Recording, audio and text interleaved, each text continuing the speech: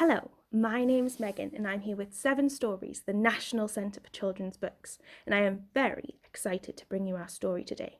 We are going to be reading Hands Off Our Tree by M. Kitto.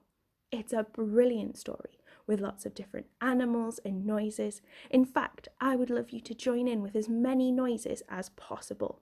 Our story starts with some scraping and some crunching, and if you could do some scraping and crunching noises too, that would be brilliant. Actually, we start our story with everyone fast asleep. So, shall we get comfortable? Close our eyes and listen out for our scraping and crunching. Ready for the story to start?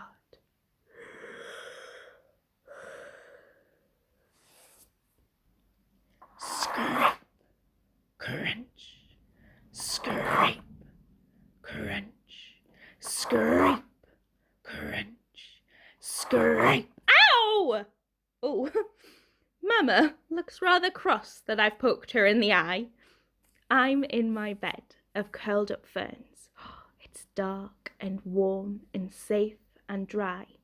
Sorry, I whisper with a whiffle of my snout. But something woke me up just now.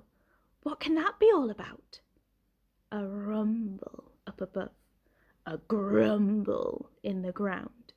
I take a breath, about to ask, scrape, crunch. What's that noise? My mamma's ears begin to twitch. What's that noise?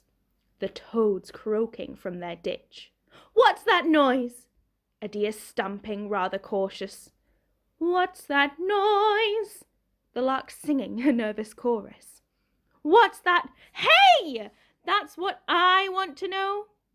Mamma tuts, lifts her paw and shushes my mouth. I mumble, brr, brr, brr. Maybe it's a monster creeping out from underwater. She shakes her head, says no. It's actually much worse. It's a great big human! A squirrel spots him first. We stick our heads out from the burrow to eye this clomping giant. There he is. Black stomping boots crunching the frost, chomping up the quiet. He drags an axe, bright red and winking, slicing through his tracks. Now, every forest has one. A favourite tree, that is. It may not be the prettiest, the biggest or the bushiest. It may not be the tastiest or the greenest one around, but it's the one we choose to celebrate, the one we decorate. In spring, we wrapped daisy chains around its spindly trunk. In summer, butterflies in bulk make gorgeous little baubles. In autumn, blackberries and golden wheat made up the branches lively. And now, it's winter time. Best of all, evergreen, sparkling with dazzling snow and ivy. Yes, Thetford folk love this tree most. And that's exactly where he's heading! This orange jacket brute not watching where he's treading. Thwack goes the axe. Crack goes the tree. Attack! Cries there. Oh, me! Before I know what I'm doing, before I have a plan, before Mama holds me back, I'm running for that man. Now, I'm just a little stoat, tiny even for my age, but that's not going to stop me. This villain wants my tree. That pine is mine! I yell. I scramble at his laces, chew his heavy boot. He looks at me in wonder, the strange thing on his foot. But while he's looking down, the others start to act. Everyone is with me. I don't have to ask. Wait, everyone? That must mean us too. Can you join in with all the animal actions? Ready? Herons flap frantically, shoving feathers up his nose. Squirrels chuck their nuts. Acorns as it goes.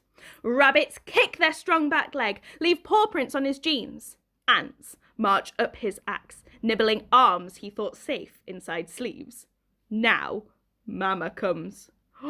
An army right behind her! Oh, the fish leap out shooting arrows of icy water.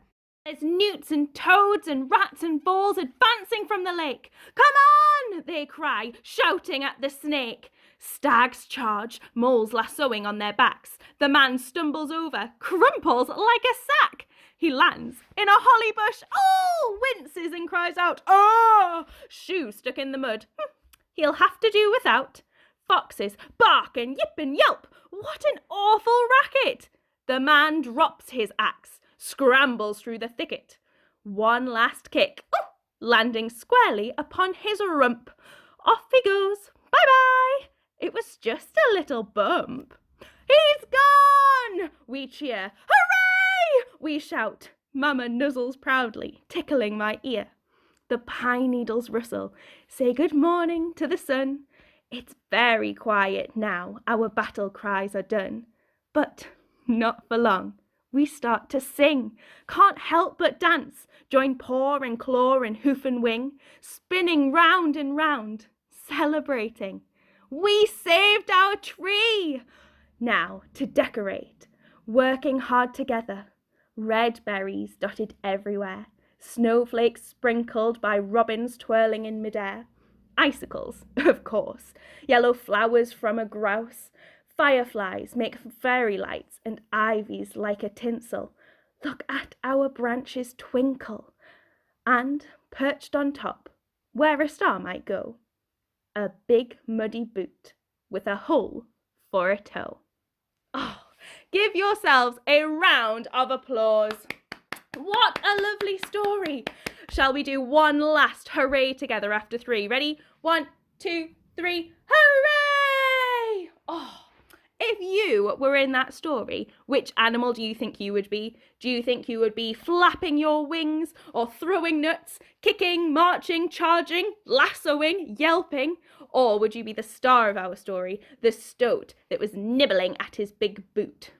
I feel very inspired by that story, and I might go out now and find my own favourite tree and see if there's anything I can use to decorate it, like branches or berries or acorns. You might want to do that too. Or you could collect those things, bring them home and draw your own favourite tree and then use those to decorate it. Well, I hope you enjoyed Hands Off Our Tree by M. Kitto, and I will see you next time. Goodbye, everyone. Bye.